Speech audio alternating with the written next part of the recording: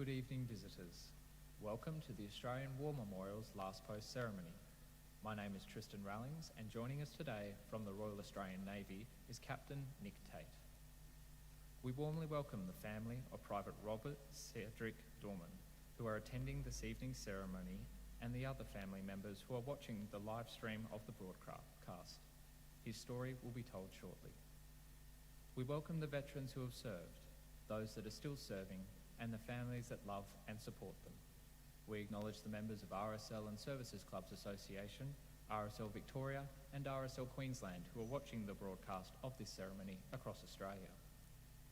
During this evening's ceremony, wreaths will be laid at the base of the pool of reflection by family and visitors to the memorial. If you are able, please stand and join in singing the national anthem.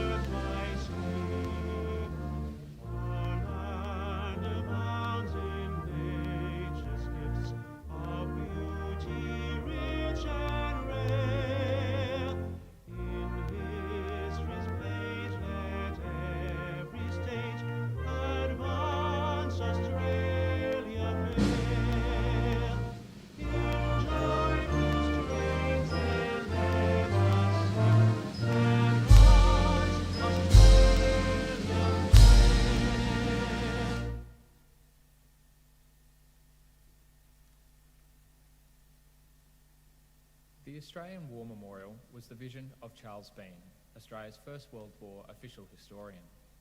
Bean landed with the Australian troops on Gallipoli and stayed with them at the front through to the end of the war. The idea of this national memorial and museum came to him at Pozières, France, in the depths of the bloody fighting of 1916. Bean's idea was that this would be a place where families and friends could mourn loved ones buried in faraway places. It would also be a place that could help all Australians understand what these men and women had endured and what they had done for us. Bean's vision, to which we remain true, is best expressed as inscribed in the entrance to the memorial's galleries. Here is their spirit in the heart of the land they loved, and here we guard the record which they themselves made. Tonight, we will read the story behind just one of those on the Roll of Honour, which lists the names of more than 102,000 men and women who have given their lives for us in war and on operations over more than a century. But first we present a lament, Flowers of the Forest. Wreaths or floral tributes will now be laid at the base of the pool of reflection.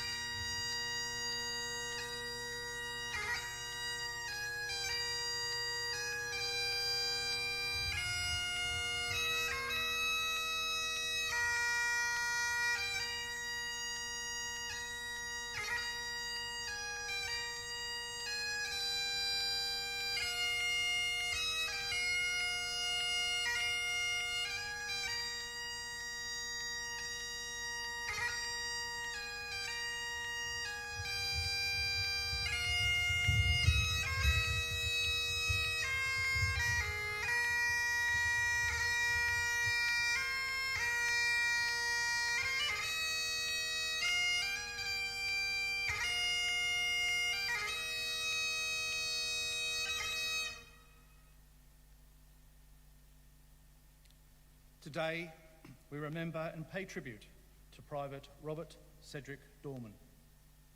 Robert Cedric Dorman was born on the 23rd of October 1897 in the Sydney suburb of Leichhardt, the second youngest of 10 children born to Walter and Agnes Dorman.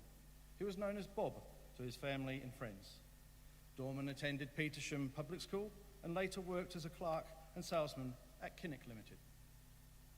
Dorman enlisted in the Australian Imperial Force on the 21st of January 1916 and soon began training with reinforcements of the 4th Infantry Battalion, following in the footsteps of his older brother George, who was also served in the 4th Battalion. Private George Dorman was among the first troops to land in Gallipoli on the 25th of April 1915 and was seriously wounded in his arm a day later. His wounds were so severe that he was evacuated from Gallipoli, and later in 1915 he returned to Australia. After initial training, Cedric Dorman sailed from Sydney aboard the transport ship Kyara in June 1916 and arrived in England for further training 2 months later. In September, he transferred from England for the war on the Western Front. He joined his unit for the first time as they were training behind the lines at Bussabon to the west of Ypres in Belgium. Dorman spent the next 6 months experiencing the hardships and horrors of trench warfare. The 4th Battalion cycled between facing German artillery, sniper and rifle fire in the front lines and training and resting behind the lines. He spent the winter of 1916 to 1917, the coldest in living memory, serving in the Somme region of France. The field diary of his unit records that the men spent Christmas Day 1916 in the trenches, and the weather on that day was rainy, windy and cold.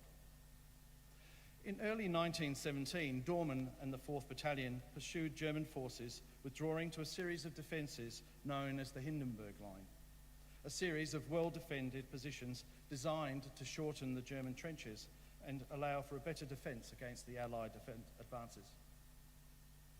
From the 3rd of May 1917, Australian forces took part in the Second Battle of Bullecourt, with British and Australian forces taking part in bloody and desperate fighting to take and hold the ruined village north of the Somme River. The battle was a success, but came at the expense of more than 7,400 Australians killed, wounded and missing. On the 5th of May, 2 days into the fighting, Dorman and the 4th Battalion moved up towards the frontline trenches to support the 2nd Battalion. As they moved through the support trenches, they came under an extremely heavy German high explosive and shrapnel artillery barrage that caused many casualties. Dorman received severe wounds to his arm and hip when a shell landed close to him as he moved towards the front line. He was taken unconscious to a nearby dressing station, but died shortly after. He was 19 years old. In the chaos of the battle that followed, the exact location of his burial was never established, and he now has no known grave. His name is listed on the Australian National Memorial in Villers-Bretonneux in France, which commemorates more than 10,700 Australians of the First World War with no known grave. Private Robert Cedric Dorman's name is listed on the Roll of Honour on my right, amongst almost 62,000 Australians who died while serving in the First World War. His photograph is displayed today beside the pool of reflection. This is but one of the many stories of service and sacrifice told here at the Australian War Memorial. We now remember Private Robert Cedric Dorman, who gave his life for us, for our freedoms, and in the hope of a better world.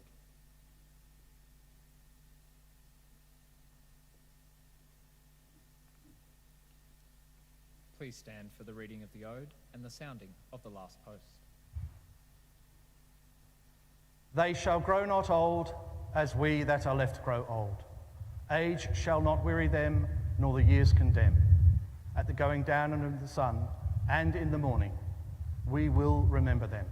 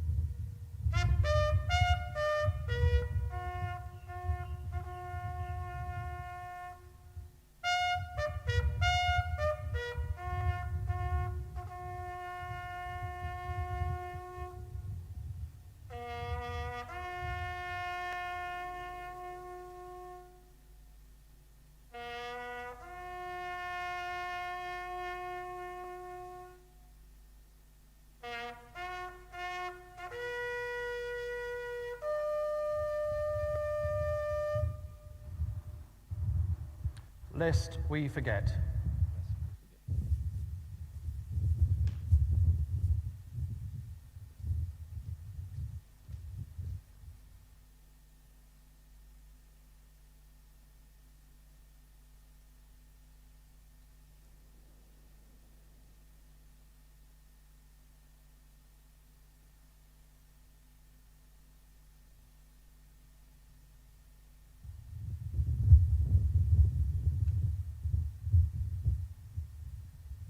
We leave you this evening with the words of the memorial's founder, Charles Bean. Many a man lying out there at Pozières or in the low scrub at Gallipoli, with his poor, tired senses barely working through the fever of his brain, has thought in his last moments, well, it's over. But in Australia, they will be proud of this.